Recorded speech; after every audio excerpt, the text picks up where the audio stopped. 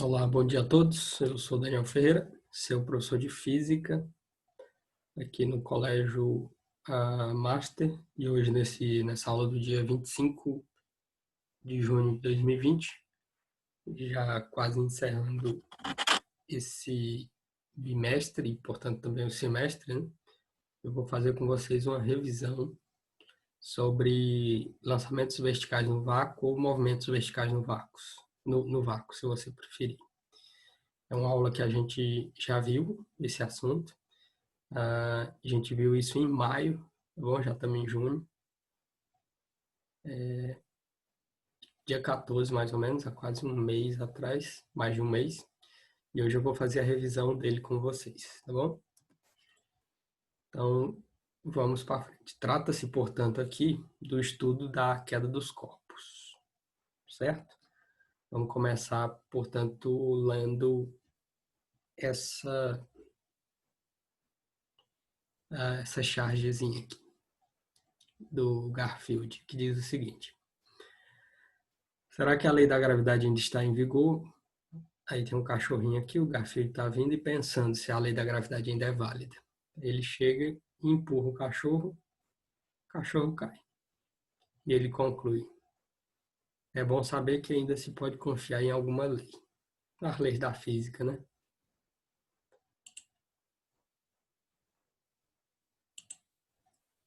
Aí, o que acontece? É esse tipo de coisa que a gente vai estudar. Por que os corpos caem e como caem, tá bom? Muitas coisas caem no chão quando são soltas, certo? É o caso do cachorrinho aqui, ó. Ele deixou de ter o apoio ali da superfície e caiu. Ou seja, elas, de modo geral, caem em direção à superfície da Terra, certo? As coisas caem sempre que você solta apontando para a superfície da Terra. Aí a questão que surge é por que será que isso acontece? Então, primeira resposta. A razão da queda, dessa queda, é a atração exercida pela Terra sobre todos os corpos que estão próximos a ela, certo? Então existe uma força de atração. Você pode pensar assim. Foi como Newton pensou, tá bom? Ah, chamamos, portanto, essa atração de força da gravidade. De novo, Newton. Ou força-peso, tá bom? Para a gente aparece mais como força-peso e vai ter uma equação. Uma observação que se faz importante é que essa atração não é característica exclusiva da Terra, tá bom? Você vai concluir, ou nós vamos concluir ao final dessas aulas, que qualquer corpo massivo tem, tem a propriedade de atrair outro corpo também com massa, tá bom? E é possível calcular, portanto, essa interação entre esses corpos. Beleza? Vamos para frente.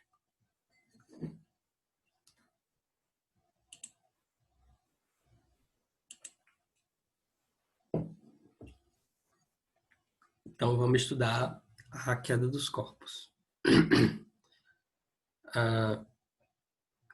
Segundo ponto. Por outro lado, existem corpos que não caem, né? Você já observou que tem certas coisas que são soltas e caem, e tem coisas que não caem.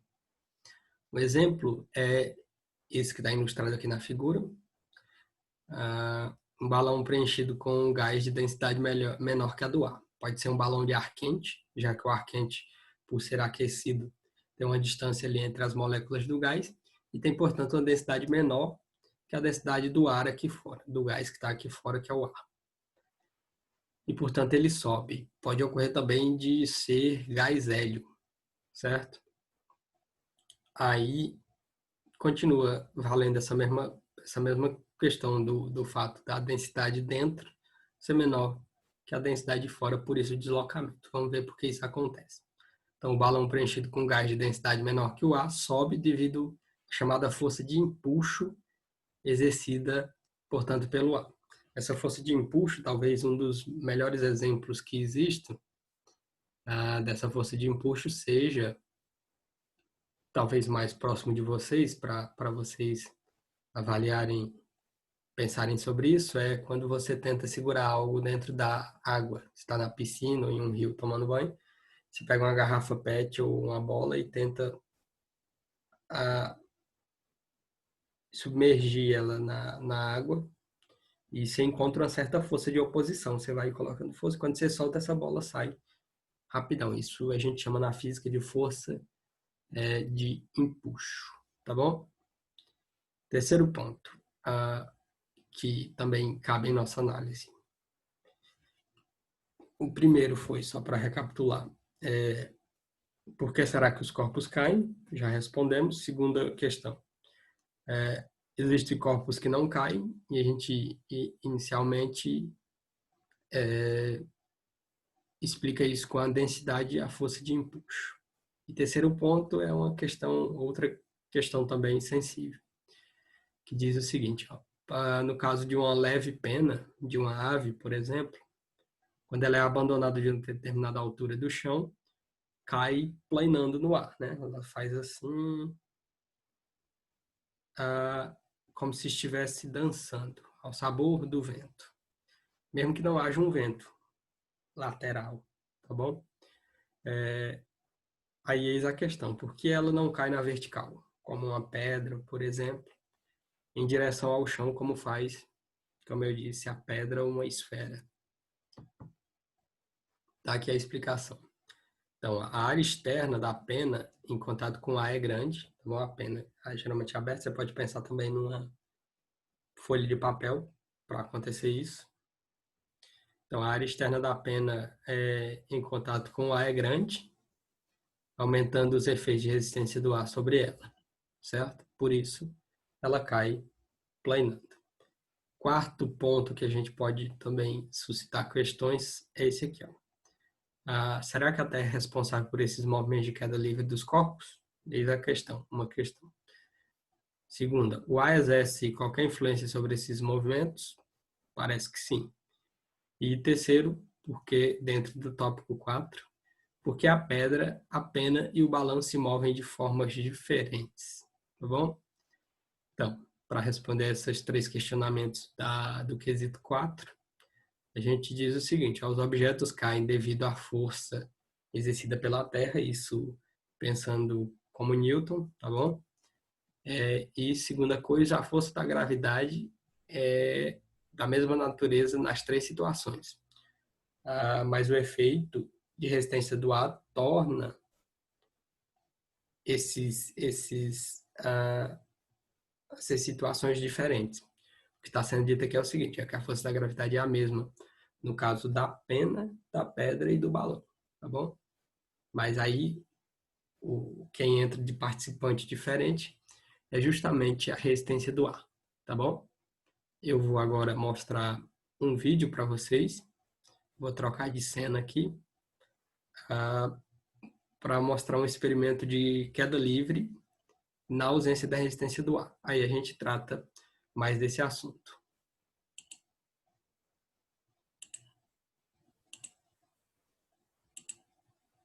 Esse é o vídeo.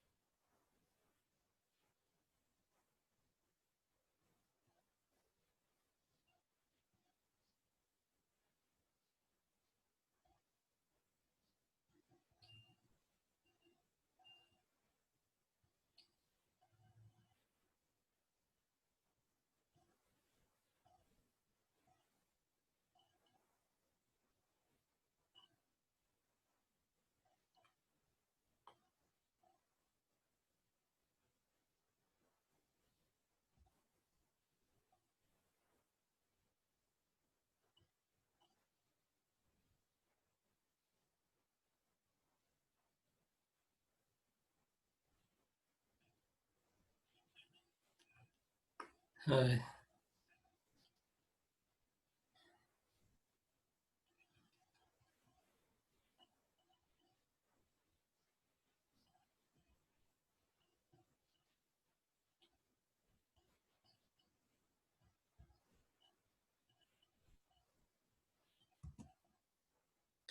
beleza? Deixa eu voltar para o slide.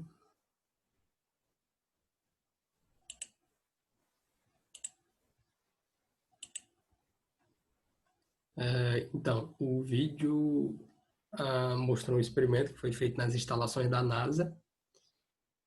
Desse experimento se demonstra ah, um evento de queda livre. Eu vou, por enquanto, deixar só o vídeo visto por vocês e comento ele um pouco mais na frente, porque é lá, aqui mais na frente, que eu vou definir exatamente o que é queda livre. Só como curiosidade, esse mesmo experimento aqui que eu mostrei no vídeo, o experimento da NASA, ele foi feito pelos astronautas da Apollo 15 na Lua em julho de 1971. Como a Lua não tem atmosfera, portanto não tem resistência do ar. Então o que o astronauta, um dos astronautas da Apollo 15 fez? Ele tinha um martelo e uma pena de falcão em uma das mãos, nas mãos, né? E ele soltou da mesma altura, como não tem resistência do ar, todos os corpos caem sujeitos à mesma aceleração, independente de suas massas. Então, a pena do falcão, que pesava 130 gramas, e o martelo, que pesava acho, meio quilo, cai exatamente soltos de uma mesma altura, chegam ao solo da Lua no mesmo instante, tá bom? Então, vamos definir o que é essa tal de queda livre. Então, na ausência de resistência do ar, todos os corpos caem juntos, independente do peso, certo? Isso pode parecer não intuitivo, mas é assim que acontece, conforme vocês viram no vídeo do experimento da NASA. Então, na ausência de resistência do ar, todos os corpos caem juntos, independentemente do peso. Pode ser um elefante ou uma pena. Se você não tiver resistência do ar e soltar o elefante e a pena de uma mesma altura, eles vão chegar no mesmo instante no solo. Lembrando sempre, sem resistência do ar. E quando os corpos caem sem resistência do ar, a gente chama de queda livre, tá bom? Assim, se você considerar, portanto, nula a resistência do ar, todos os corpos caem num movimento uniformemente acelerado, e essa aceleração é justamente a aceleração da gravidade, tá bom? E esse movimento é chamado de queda livre, um movimento no qual os corpos caem e desenvolvem esse movimento de maneira uniformemente acelerada, tá bom? Aqui eu coloquei outra figura para vocês, sempre históricas. Essa aqui é realmente uma foto tirada na Lua, na Apollo 15, tá bom? Em julho de 71. E esse aqui foi um salto que foi feito da estratosfera por um austríaco em 2012. Primeiro ele salta de uma região com quase sem atmosfera, a estratosfera, e se você olhar, tem as filmagens disso no YouTube, por um momento ele está em queda livre, porque nem tem resistência do ar. Então ele nem percebe que está caindo, por exemplo. Até o momento que ele entra na atmosfera. Quando ele entra na atmosfera, você já sente uma turbulência, a câmera começa a fazer barulho e tal. Você pode recorrer a esse salto desse austríaco, que ele salta da estratosfera. Acho que é um salto, tá no Guinness, tá bom? De o salto mais alto já feito por um homem, certo? Também representando, pelo menos nesse primeiro trecho do salto dele, um movimento, portanto, de queda livre, que era o que eu queria explorar com vocês, certo? Beleza. Dito essas coisas, vamos dar uma olhada na história disso tudo, que é importante também, principalmente para quem vai fazer Enem e tal. Isso é importante, saber a história dessa coisa. Então vamos ver o que pensavam os gregos e até Galileu, tá bom? Aristóteles, Galileu e o estudo da queda dos corpos, como é que eles olhavam para essa questão, tá bom? Então o que acontece? Vamos começar com Aristóteles. A física de Aristóteles era apoiada em duas ideias que poderiam ser observadas no dia a dia dos povos antigos, tá bom?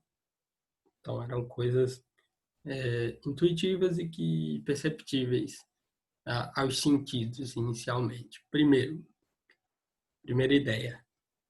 A primeira ideia era que a Terra, perdão, que a Terra é imóvel e ocupa o centro do universo, certo? Guarda essa primeira ideia. Segunda, nos céus os movimentos que observamos são repetitivos e imutáveis. Isso aqui resulta de uma chamada metafísica, tá bom? A física de Aristóteles resulta de uma metafísica que,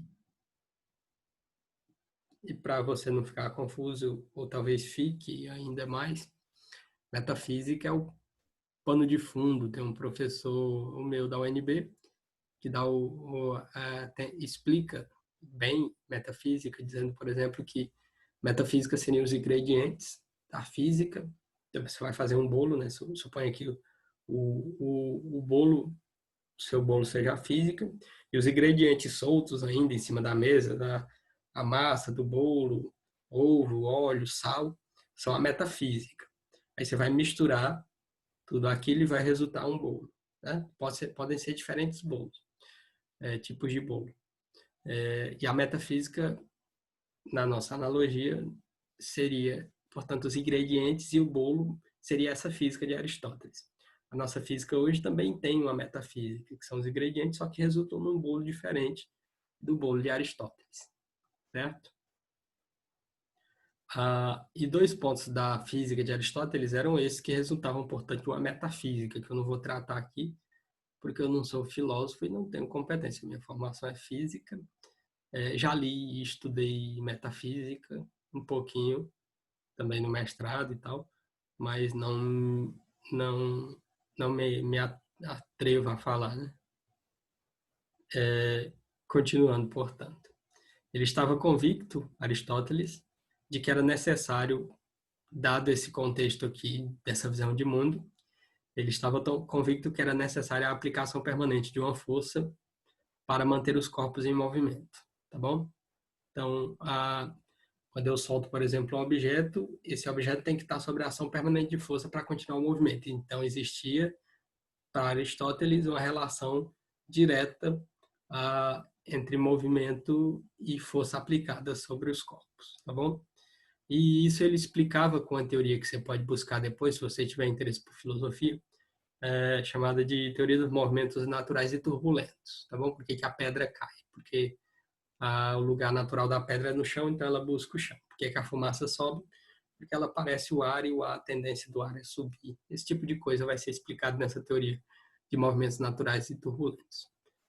Bom, com relação à queda dos corpos, que é esse lance dos movimentos naturais e turbulentos inicialmente, ele imaginava que Aristóteles, que a gente está falando, está aqui o busto dele.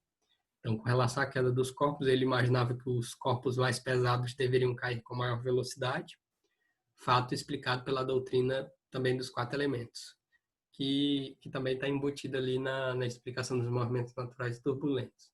Os quatro elementos seriam fogo, terra, água e ar. E cada um desses elementos busca o seu lugar natural, tá bom? E quando existe um movimento, por exemplo, de uma flecha que é de madeira, que a tendência da flecha, já que é pesada, é ficar no solo, você joga a flecha, você está fazendo ali um movimento turbulento, tá bom? E aí está um busto de Aristóteles, filósofo grego, que viveu entre os anos 308 a.C. e 322. Vamos continuar. Beleza. Aquilo foi o que pensou a Galileu, então, Aristóteles. Aristóteles concluiu, dada a sua física e metafísica, que corpos mais pesados cairiam com maior velocidade. Vamos ver se isso era verdade. Na Idade Média, eu estou falando só desses dois pensadores, mas teve muito mais gente entre eles pensando sobre isso. Eu trouxe esses dois que foram que se destacaram mais e é o que está mais em voga nos livros, mas não deveria ser só isso. Quando se trata da história disso, deveria, evidentemente, tratar de todos que falaram, que contribuíram de maneira significativa para o assunto. Então, na época de Galileu, já demos um salto aí de alguns 2000 anos, mais ou menos, ou mais. Na época de Galileu, por volta dos anos 1564, 1642, portanto, 2000 anos após Aristóteles, as ideias aristotélicas eram impostas ao mundo, tá bom?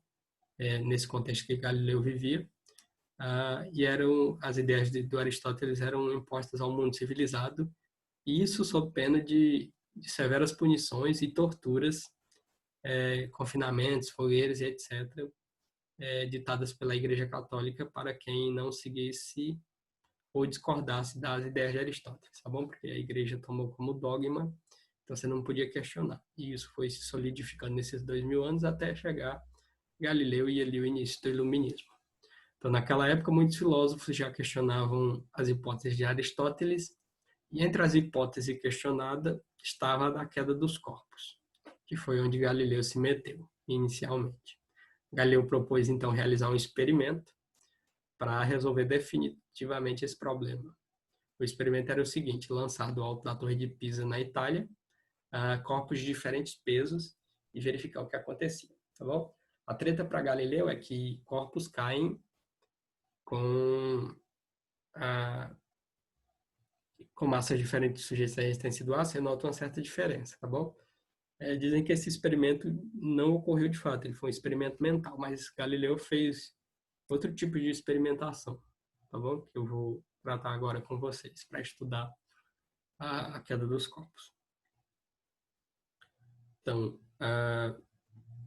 através de experimentos, ele chegou à conclusão de que abandonados, olha a conclusão dele, que é o que a gente está interessado, que objetos que são abandonados à mesma altura, à mesma altura, um corpo leve e um corpo pesado atingem o chão no mesmo instante. Então, a massa não influencia, certo? Posteriormente, Galileu passou a se interessar pela análise da velocidade da queda com que os corpos caem, e estudar essa velocidade. E ele constatou o que estudando isso? Que essa velocidade era constante. Perdão, aí surgiu uma questão, né?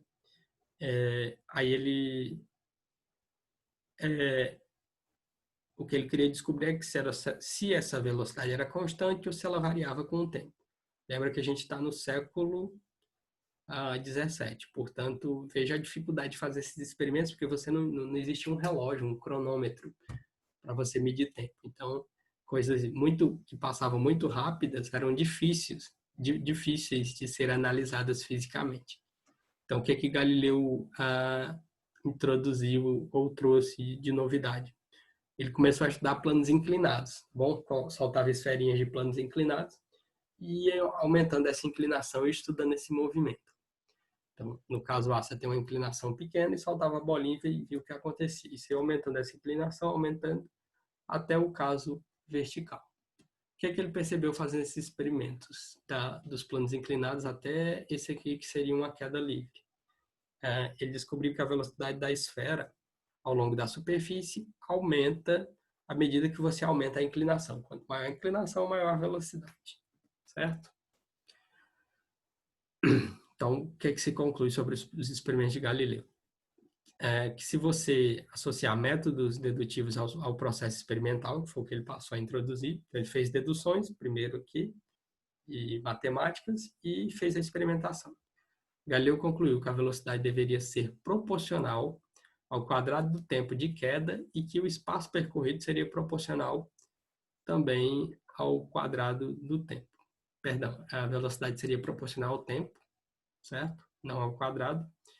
E que o espaço percorrido, sim, seria proporcional ao quadrado do tempo. Depois isso aqui vai virar, aparece nas nossas equações de cinemática.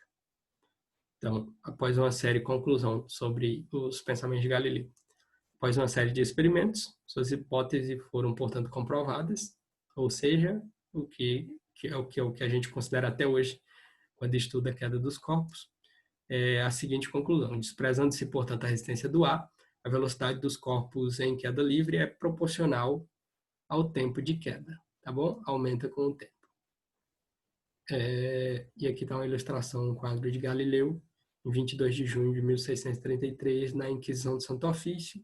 Ele acabou sendo julgado por um outro motivo, pela questão do geocentrismo e heliocentrismo, e acabou tendo que ficar em prisão domiciliar e ficar em silêncio e tal sobre certas coisas. Podem dar uma olhada nisso também. E já quase para encerrar, vamos falar um pouco da aceleração no movimento de queda livre. Então, já que os corpos caem e já que essa velocidade varia com o tempo, logo existe uma aceleração, certo? Então, já saindo de Galileu, uma análise aqui com um ponto de vista um pouco mais moderno. Então, o movimento de queda livre, que é o que a gente está interessado, ou seja, o movimento retilíneo uniformemente acelerado, está sujeito, portanto, à aceleração, apresenta uma aceleração, e essa aceleração dos corpos em queda livre é muito peculiar. E ela tem um nome, não é uma aceleração qualquer, chamada de aceleração da gravidade, e a gente usa a letra G, cujo módulo na Terra, na superfície da Terra, vale 9,8 metros por segundo ao quadrado, tá bom? A gente considera esse valor constante. Eu vou falar aqui algumas variações, na verdade ela não é exatamente constante.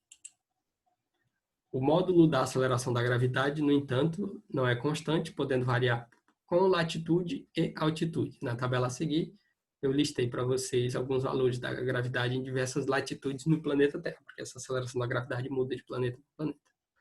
No Polo Norte, por exemplo, 90 graus de latitude, você tem esse valor, e você diminui para latitudes, por exemplo, em Java, com 6 graus de latitude, latitudes de inclinação de graus menor, 9,78, que é parecido com o de Goiânia, tá bom? Já que moramos em Goiânia. Só que para nós, quando a gente for fazer as contas, a gente considera 9,8 ou 10, certo? E, finalmente, para encerrar, as equações. Equações da queda livre. Então, como a queda livre é um movimento uniformemente acelerado, e a gente já estudou esse movimento na cinemática, tá bom? Estudou lá o movimento retilíneo uniforme, a gente pode aplicar a ela as equações estudadas para esse movimento. Ou seja, a equação da velocidade, a equação da distância e a equação de Torricelli. O que há de diferente nessas equações quando eu aplico elas a movimentos de queda livre? Primeira coisa, eu troco a aceleração, que eu estou dizendo isso aqui no texto, eu troco a aceleração A pela gravidade, tá bom? Em todo lugar aqui que eu teria aceleração, por exemplo, na equação da velocidade final igual a velocidade inicial, mais a aceleração vezes o tempo. Essa aceleração passa a ser, já que eu estou tratando de queda livre, da aceleração da gravidade. Mesma coisa na equação da distância e mesma coisa na equação de Torricelli, tá bom? Na quais, como está escrito aqui, trocamos a aceleração A pela aceleração da gravidade G.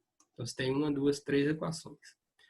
No caso de o corpo estar movendo-se para cima, pode ocorrer também movimentos verticais, pode ser do objeto solto, ou de você jogar uma pedrinha para cima. Ela sobe, vai diminuindo de velocidade, para e volta. Então, analisando esse movimento de subida, se você for fazer isso, você vai ter um movimento não uniformemente acelerado, mas um movimento uniformemente desacelerado. E nesse caso, a gente considera a aceleração da gravidade como sendo negativa. Então, quando forem movimentos para cima, portanto, contrários à aceleração da gravidade, você deve trocar esses sinais de mais por um sinal negativo, tá bom?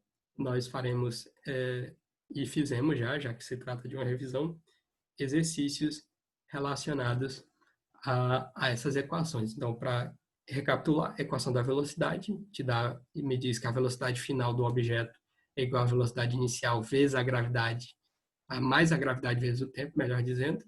A distância do objeto pode ser calculada também, ou seja, nesse caso, a altura onde o objeto está. Basta você ter a velocidade inicial, o tempo que você quer descobrir, a posição relacionada a qual tempo. Precisa também da gravidade. Você pode também calcular distâncias ou velocidades finais usando a equação de Torricelli. A equação de Torricelli é a principal característica, ou melhor dizendo, a forma de saber quando usar Torricelli é quando você não tiver tempo. Essas duas equações eu uso quando eu tenho valores de tempo, e quando não for me dado tempo no problema, eu uso a equação de Torricelli, que me diz que a velocidade final ao quadrado é igual à velocidade inicial ao quadrado, mais duas vezes a aceleração, que nesse caso, de novo, é a aceleração da gravidade, vezes a distância. Então, você, tendo uma, duas, três variáveis dessas, você pode encontrar a quarta, certo? E, de novo, esses sinais são positivos para movimentos de queda para o centro da Terra, portanto, a favor da gravidade, e num movimento de que a pedra, por exemplo, uma pedra jogada para cima, a gravidade se opõe, aí você tem que trocar esses sinais aqui por sinais negativos, beleza? A gente encerra, portanto, essa aula de revisão. Eu vou disponibilizar a gravação da aula para vocês. Obrigado, portanto, pela sua atenção, bons estudos, fiquem em casa se puderem. Na aula de amanhã eu vou fazer a correção com vocês dos exercícios de composição de movimentos que eu marquei para ser entregues amanhã, tá bom? Então, até a próxima. Forte abraço a todos.